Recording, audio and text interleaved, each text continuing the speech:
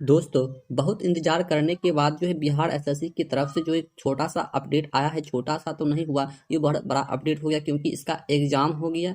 Exam के साथ साथ जो है इसका एडमिट कार्ड हो गया और इसका रिजल्ट हो गया। मतलब तीनों अपडेट जो है एक साथ दिया गया है। ठीक है, बिहार एसएससी की तरफ से तीनों अपडेट जो है एक साथ दिया गया है। तो अब बात रह गया कि इसमें आपका रिजल्ट जो है कैसे बनेगा और किस तरीका से आपका रिजल्ट बनने वाला है, किस चैप्टर को पढ़ना है, किस चैप्टर को छोड़ना है। तो सभी मतलब कैसे आपका सिलेक्शन होने वाला है, सभी जानकारी जो कि अभी आपको इस वीडियो में मिल जाएगा। और कब तक में जो आपका एग्जाम होने वाला है और कब तक में जो है आपका एडमिट कार्ड आने वाला है, कब तक जो है आपका ये रिजल्ट पीटी का जारी होने वाला है, सभी जानकारी जो कि अभी आपको इस वीडियो में मिल जाएगा। तो सबसे पहले तो आपको ये जानना होगा कि टोटल फॉर्म जो है कितना दिया गया है। 12,199 जो कि इसमें मतलब टोटल फॉर्म को जो मतलब गिराया गया है। ठीक है, 12,199 मतलब फॉर्म गिराया गया। और स्टूडेंट इसमें कितना है, तो 25 लाख स्टूडेंट जो कि इसमें फॉर्म को अप्लाई किया है। ठीक है, इतना सीट पर जो इतना फॉर्म जो कि अप्लाई हुआ है, तो आप समझ सकते हैं कि कितना कैंडिडेट हो चुका होगा। कहने का मतलब यदि 12,199 फॉर्म है तो इसका 5 गुना जो कि आपको रिजल्ट दिया जाएगा।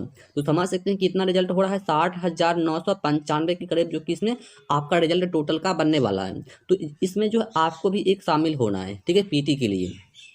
तो इसमें आप यदि 25 लाख से मतलब भाग देते हैं, ठीक है, कितना से 25 लाख से यदि इसमें आप भाग देंगे तो यानी कि 40 निकल कर आ रहा है। मतलब एक सीट पर कितना कैंडिडेट आ रहा है, तो 40 कैंडिडेट जो कि एक सीट पर जो कि आप इसमें लड़ने वाले हैं, मतलब दौड़ करने वाले हैं। ठीक है, तो समझ सकते हैं कंपटीशन भी तो बहुत हार्ड होने वाला है। तो इसमें सिलेक्शन किसका होता है, देखो आप बहुत मतलब देखे होंगे कि जो है मतलब 12 घंटा पढ़ता है तो उसका सिलेक्शन नहीं होता है, और जो 2 घंटा पढ़ा उसका सिलेक्शन हो गया। तो ऐसा क्यों होता है, ऐसा इसलिए होता है जैसे जो 12 घंटा पढ़ता है वो मतलब जो चैप्टर दिया गया है सिलेबस में वो भी चैप्टर पढ़ेगा, और जो चैप्टर मतलब नहीं दिया गया है वो भी चैप्टर को वो पढ़ने में लग जाता है। इस कारण से जो है उसका रिजल्ट नहीं हो पाता। और जो 2 घंटा पढ़ता है सिर्फ उसी चैप्टर को पढ़ता है जो चैप्टर मतलब सिलेबस में दिया गया है, इस कारण से उसका रिजल्ट हो जाता है।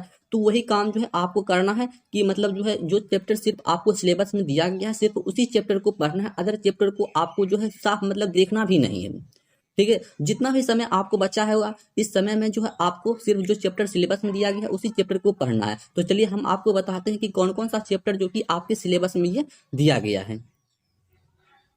तो इसमें 2 एग्जाम होने वाला है, एक तो पीटी होने वाला है, एक मेंस होने वाला है। सबसे पहले हम पीटी की बात करते हैं क्योंकि सबसे पहले आपको पीटी ही क्वालिफाई करना पड़ेगा।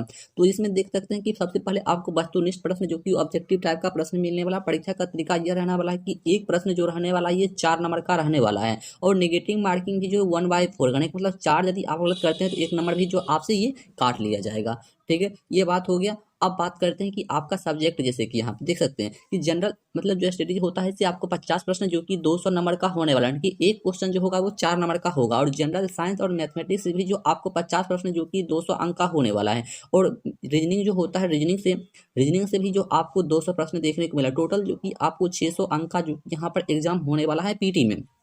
और समय जो दिया जाएगा ये 2 घंटा 15 मिनट का जो कि आपको इसमें समय भी दिया जाएगा कॉपी को रंगने के लिए। टोटल प्रश्न जो रहने वाला है 150 प्रश्न रहने वाला है। ठीक है, तो ये आपको जानकारी मिल गया होगा। तो चलिए अब बात करते हैं कि कौन कौन सा चैप्टर से जो है आपको एग्जाम में प्रश्न देखने को मिल रहा है। देखो जो चैप्टर अभी हम आपको बता रहे हैं सिर्फ इसी चैप्टर को आपको पढ़ना है, अदर चैप्टर को आपको साफ देखना भी नहीं है। देखो सामान्य अध्ययन यानी कि सामान्य अध्ययन से जो है आपको कौन कौन सा चैप्टर पढ़ना है, जैसे कि सामान्य की होता है एक राष्ट्रीय अंतर्राष्ट्रीय पुरस्कार, मतलब राष्ट्रीय पुरस्कार और अंतर्राष्ट्रीय पुरस्कार कब किसको मिला है इसके बारे में आपको जान लेना है। भारत की भाषा यानी कि कौन सी भाषा है जो कि कहाँ पर कौन सी भाषा चल रहा है, उस भाषा के बारे में आपको जान लेना है। और पुस्तक, कौन सी पुस्तक किसने लिखा है, कौन सी लिपि कहाँ है, कौन सी पूंजी कहाँ है। और मुद्रा के बारे में आपको बिल्कुल जान लेना है कि कौन सी मुद्रा जो है कहाँ पर चलता है। यहाँ से तो 102 प्रश्न बिल्कुल पूछा जाता है मुद्रा से। उसके बाद जैसे कि खेल हो गया, यानी कि कौन सी खेल मतलब कब स्टार्ट हुआ है, कौन सी खेल में कौन पुरस्कार जीता गया है, मतलब खिलाड़ी हो गया, मतलब इन सभी के बारे में आपको जानना। और भारत के कुछ पड़ोसी देश हैं, मतलब कि भारत के टोटल कितने पड़ोसी देश हैं, 7 गो पड़ोसी देश हैं, जैसे कि आपको पता भी होगा कौन कौन सा देश है। इस सब के बारे में आपको जान लेना है। भारत के मतलब देशों का इतिहास क्या रहा, पड़ोसी देश का कुछ इतिहास क्या रहा है, भारत का इतिहास क्या रहा है, उसका भारत का संस्कृति क्या रहा, भूगोल क्या रहा, मतलब ये सभी के बारे में जो है आपको यहाँ से पढ़ना है। क्योंकि इतना यदि आप पढ़ लेते हैं तो यहाँ से जो है आपको 50 प्रश्न जो कि 200 नंबर का आपका यहाँ से मिलने वाला है। ठीक है, चलिए अब बात करते हैं अगला। अगला यहाँ पर हम बात करने वाला है जैसे कि सामान्य विज्ञान हो गया और गणित में आपको कौन कौन सा चैप्टर मतलब यहाँ से पढ़ना है। देखो, भौतिक विज्ञान यहाँ से पढ़ना है, रसायन विज्ञान में पढ़ना है, जीव विज्ञान और भूगोल के बारे में जो कि आपको यहाँ सामान्य विज्ञान में पढ़ना है। ये अकेला इतना सब्जेक्ट जो है आपको 50 नंबर जो कि यहाँ से, सॉरी 25 नंबर, यानी कि यहाँ से आपको दिला सकता है। ठीक है, और मैथ से भी जो आपको 25 क्वेश्चन यहाँ से भी मिलने वाला है। मैथ में कौन कौन सा चैप्टर यहाँ से आपको पढ़ना है वो देख लेते हैं। देखो, मैथ में आपको जैसे कि संख्या प्रणाली हो गया, एचसीएफ एलसीएम हो गया, दशमलव संख्या हो गया, काम एंड समय हो गया, सरलीकरण हो गया, परसेंटेज हो गया, समय दूरी हो गया, अनुपात समानुपात, लाभ हानि औसत, मतलब इस इतना चैप्टर जो कि आपको यहाँ से 25 प्रश्न, जो कि इतना चैप्टर यदि आप पढ़िएगा यहाँ से जो आपको 25 प्रश्न देखने को मिलेगा। ठीक है, तो इतना चैप्टर यदि आप पढ़ लीजिएगा तो यहाँ से जो है आपको 100 मार्क्स यहाँ से ही आने वाला है। ठीक है, सिर्फ मैथ से जो है आपको 100 नंबर आने वाला है, और साइंस को मिला दीजिएगा तो 100 नंबर का, यानी कि इतना चैप्टर यदि आप पढ़ लेते हैं तो सिर्फ इतना चैप्टर जो कि आपको मैथ में पढ़ना है, इससे ज़्यादा एक भी चैप्टर को जो है आपको देखना भी नहीं है। ठीक है, यहीं से जो है आपको 100 नंबर जो कि आपको मिलने वाला है सिर्फ मैथ में। चलिए, उसके बाद जो है आपका सिलेबस में क्या दिया गया है वो देख लेते हैं।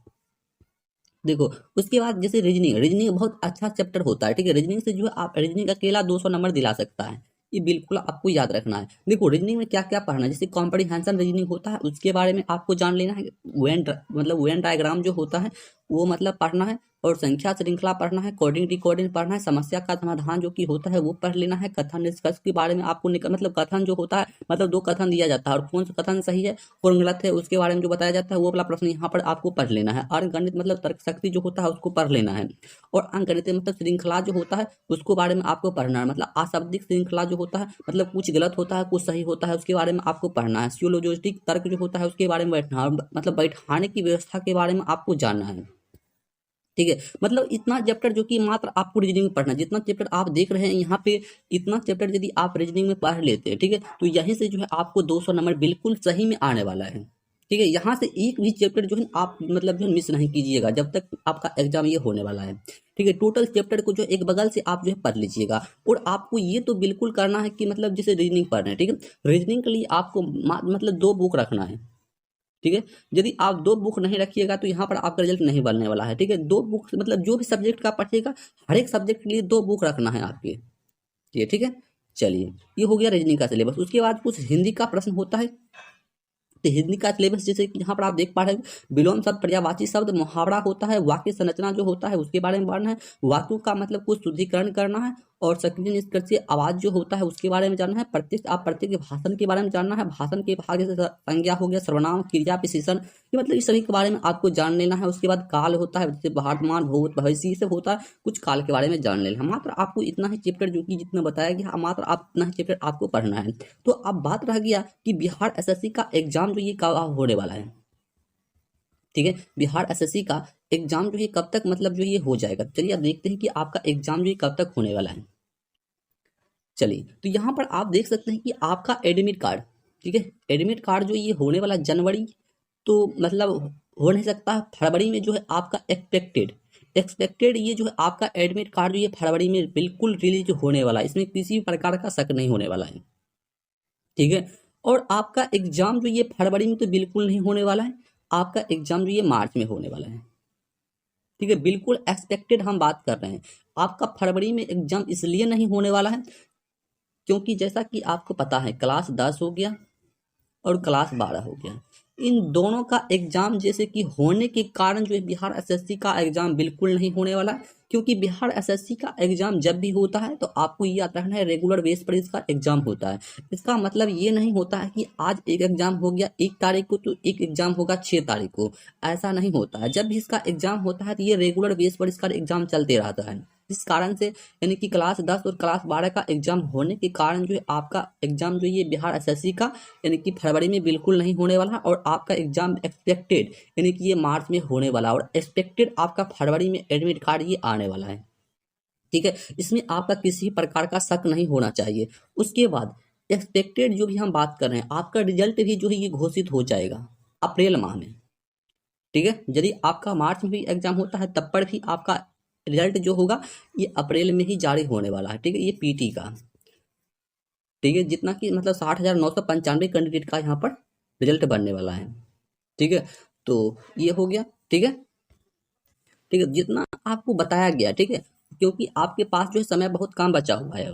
ठीक है, जैसे कि आपको पता है कि जनवरी माह भी जो है मतलब समझ लो ये खत्म ही हो गया है, और मतलब खत्म तो नहीं हुआ, मतलब ये चल रहा है, मतलब ये तो मानो कि चल रहा है, तो मानो तो ये खत्म ही हो गया। ठीक है, अब सिंपल बचा आपके पास फरवरी। फरवरी में आपका एडमिट कार्ड आने वाला है, और मार्च में आपका एग्जाम होने वाला है। ठीक है, मतलब 2 महीना में 2 काम आपका होने वाला है। तो मार्च को बिल्कुल लेकर नहीं चलना है, सिर्फ आपको फरवरी को लेकर चलना है कि फरवरी हमके पास जो कि सब अब बचा हुआ, जो कि 29 दिन का इस बार फरवरी होने वाला है। ठीक है, मात्र इतना ही आपको मतलब 29 दिन, और इधर जो बचा हुआ जनवरी का माह, मतलब इतना ही दिन में जो है आपको इतना सिलेबस को जो है आपको तैयार कर कर रखना है, क्योंकि आपको पता है कि एक सीट पर, ठीक है, एक सीट पर कितना स्टूडेंट है, 40 स्टूडेंट। ठीक है, एक सीट पर कितना स्टूडेंट मतलब शामिल हो रहा है, 40 स्टूडेंट शामिल हो रहा है। तो आपको ये दिमाग लगाना है कि हमको इस सिलेबस को पढ़ना है। टोटल जो सिलेबस आपको बताएगा, जोन जोन चैप्टर को आपको बताएगा, सिर्फ इसी चैप्टर को पढ़ना है। बाकी एक चैप्टर को भी जो आपको नज़र से एक बार भी नहीं देखना है, सिर्फ आपको इतना ही आपको फोकस करना है। ठीक है, तब जाकर के जो आप 40 स्टूडेंट को हरा पाइएगा, तब जाकर के जो आप एक निकल कर आइएगा 40वां नंबर पे।